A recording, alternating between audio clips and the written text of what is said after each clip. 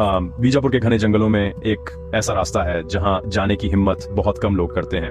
एक पुराना टूटा फूटा आउटपोस्ट अकेला खड़ा है, ऐसी कहानियों में लिपटा हुआ जिन्हें रात भी भूलना नहीं चाहती।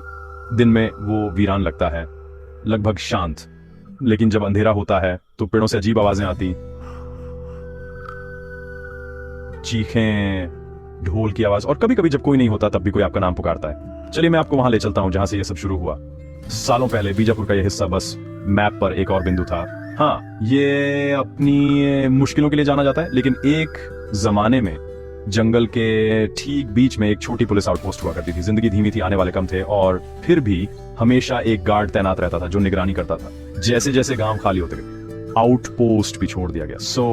तभी चीजों ने एक ऐसा मोड़ लिया जिसकी किसी ने उम्मीद नहीं की थी। स्थानीय लोग रात में अजीब चीजों के बारे में फुसफुसाने लगे। कुछ को डमरू की हल्की धुन सुनाई दी, दूसरों ने दावा किया कि आउटपोस्ट आत्माओं का घर बन गया है।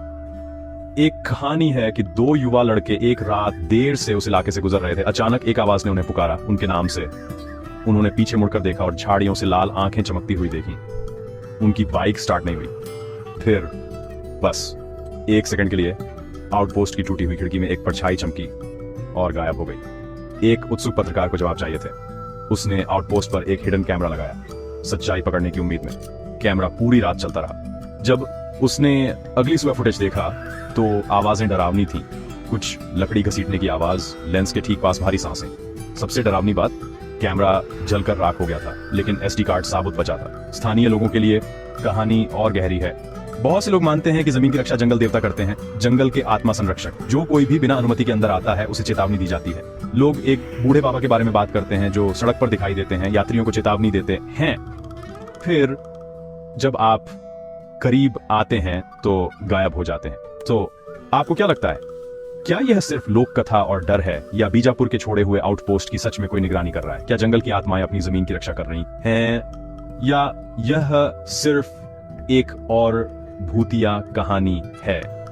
क्या आप कभी इन जंगलों की डरावनी गूंज से गुजरे हैं? अगर आपके पास कोई कहानी है तो उसे नीचे कमेंट्स में बताएं। लाइक, शेयर करना और छत्तीसगढ़ से और स्पाइन टिंगलिंग रहस्यों के लिए सब्सक्राइब करना न भूलें। अगली बार तक क्यूरियस रहें, सेफ रहें, और अगर आप कभी रात में उस आउटपोस्ट के पास खुद को पाते हैं तो शायद ड्राइव करते रहें।